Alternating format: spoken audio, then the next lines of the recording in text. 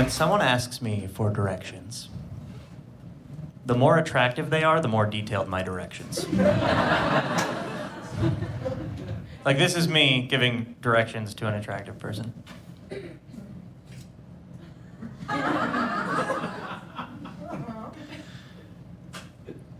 As a matter of fact, I do. You want to go straight for 3.2 miles, then you're going to make a sharp left at a dilapidated turquoise barnyard. There will be 5 cows in front, 2 are steers. You're going to keep going for another 6.8 miles, then you're going to bear right onto Kentmore. GPS is going to say turn right, don't, you'll end up on the turnpike. Then you're going to keep going for about another 9.8 miles, at which point you will see a rustic statue of Alexander Hamilton. Now, Alexander Hamilton is actually responsible for the modern banking industry. I don't know if you know much about him, but I'm happy to tell you more at any point. Then keep going for another 13 miles, stop, you'll get to a blinking red light. You want to turn left, and that is how you get to my house. If at any point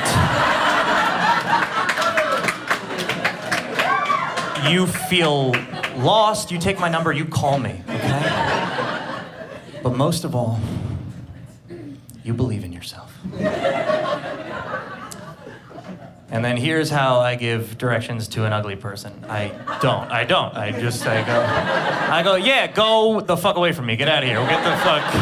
Yeah, you just want to make a sharp left at in front of my fucking face. Get out of here. What do I look like, Lewis and Clark? Do I look like Google Lewis or Clark? Do I fucking look like either of them? No, I don't. You don't look like Sacagawea, so get the fuck out of here. Beat it, Uggo. Don't applaud that. You animals! It's the worst part of me I'm sharing with you.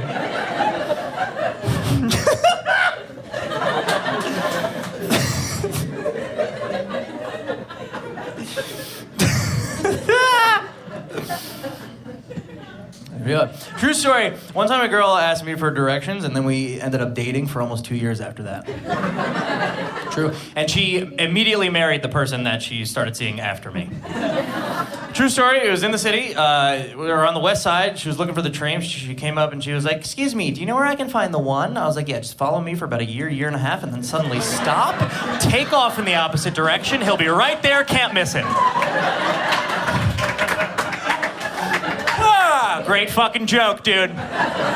Seriously good. A lot of people are like, "You just wiggle." I'm like, "Nah, I got bars, fam. I'm out here, dog. I'm really out here."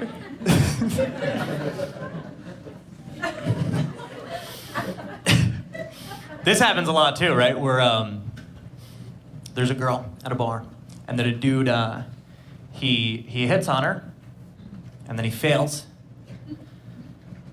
and then another guy tries to use that failure as his way in. Yeah, girls, see, if you're a girl and you're laughing, it's because it happens to you all the time. And if you're a guy and you're quiet, it's because you fucking do that shit on a regular basis.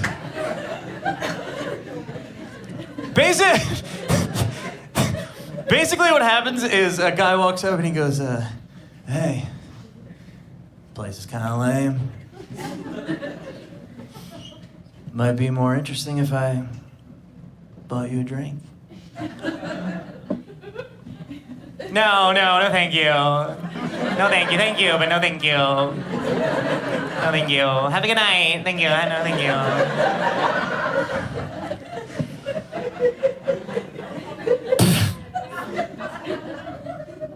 Whatever. And then somewhere else, there's a guy like,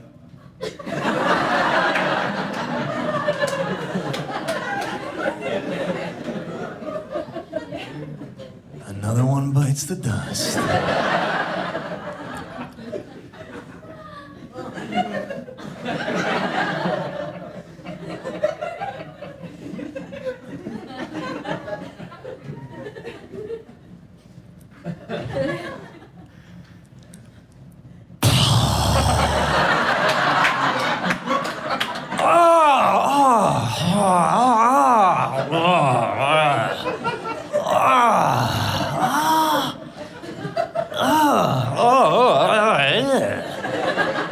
The worst.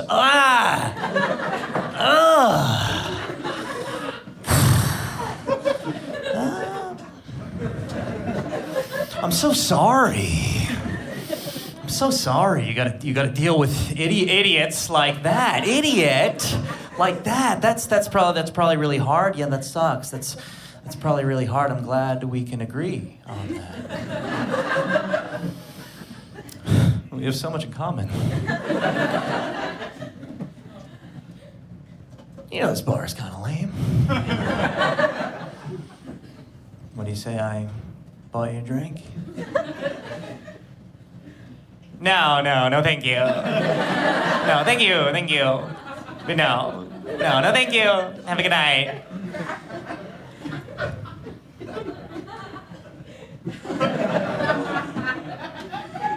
My parents divorced when I was little, and that does something to the way that you see relationships. It really does. Like my parents divorced, and I find it ironic that my parents divorced, and I've been single ever since. You know what I mean? Like your parents divorce, and then you just kind of stop believing in monogamy. Like you just, because they're supposed to be your example of how relationships work, and theirs didn't. So it'd be like if you hired a skiing instructor, and then on your first lesson, he died. You know what I mean?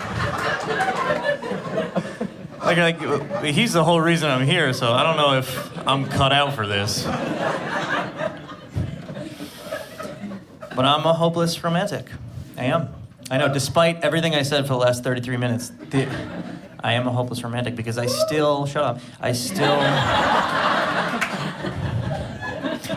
approach relationships with the same vigor and intensity, throwing caution to the wind like I want it so badly, you know? Like I still do that. So for me, shut up. Never have sympathy for me. That's just a general rule, okay? Going forward for the rest of the show, if you hear some shit about me out on the streets, I did it. It's all...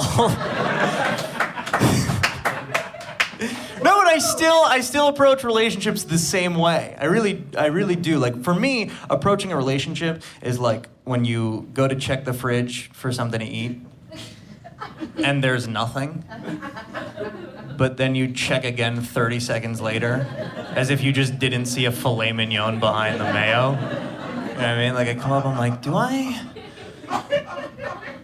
I have any ability to trust somebody with my feelings? No? Okay, so could have sworn I'd gotten some. That's fine. Okay. Oh, you know what? I might actually have the maturity to put somebody's needs before mine. No, fresh out. Fresh out. I thought we got some. No, that's fine. You know what? I think there's some Tinder in the freezer, so we're good.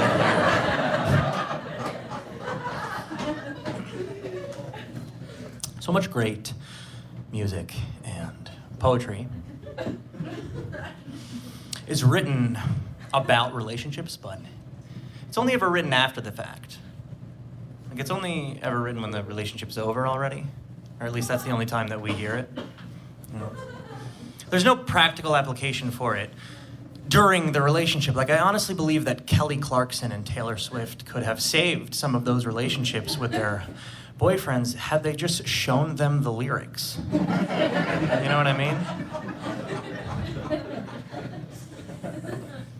Like I really think that if couples rap battled each other, they would be able to solve some of their problems instead of just ending up in vicious arguments. This next piece is entitled Relationship Rap Battle, Dennis versus Denise.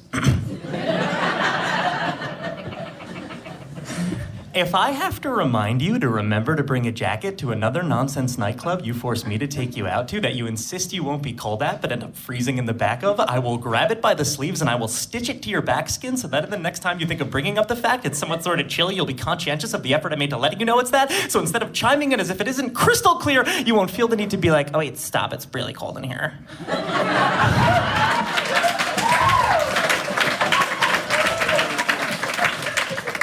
Delete Snapchat! Snapchat, the app that's perfect for you if you're somehow full of yourself and empty. Congrats, that's the longest you've ever gotten talking without food in your mouth.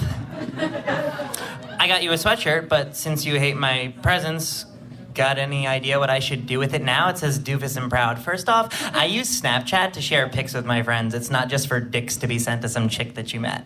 Maybe that rant was just your way of dealing with all of your feelings, projecting regret from mechanic defenses of posting a selfie in hopes it'll get some attention from anyone senseless inept or just too dumb to get that if you have to see them like it just to like it yourself, it's likely, I bet, that you don't like yourself, and you're likely correct.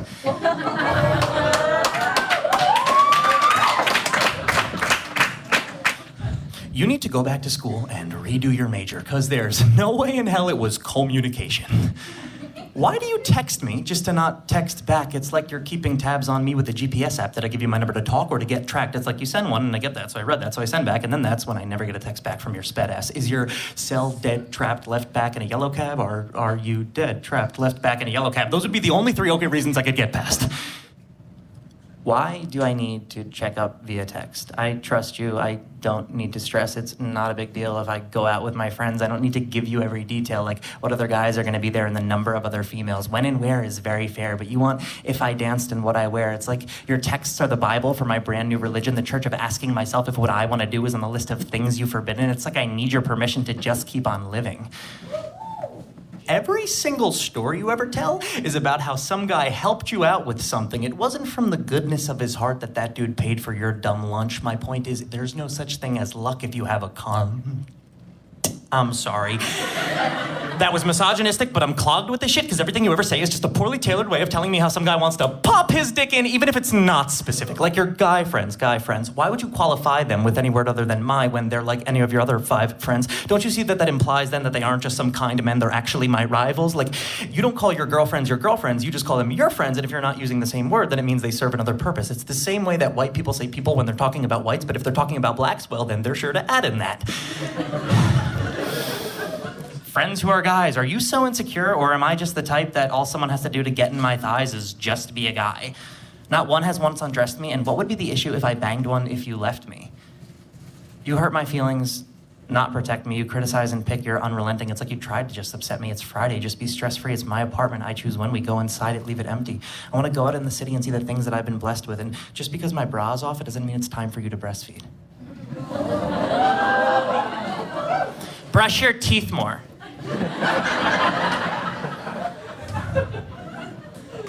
My inner circle has a guest list, meet the checklist just to get in, and if you don't, I don't care, I'll just find another man. Also, you have a small dick.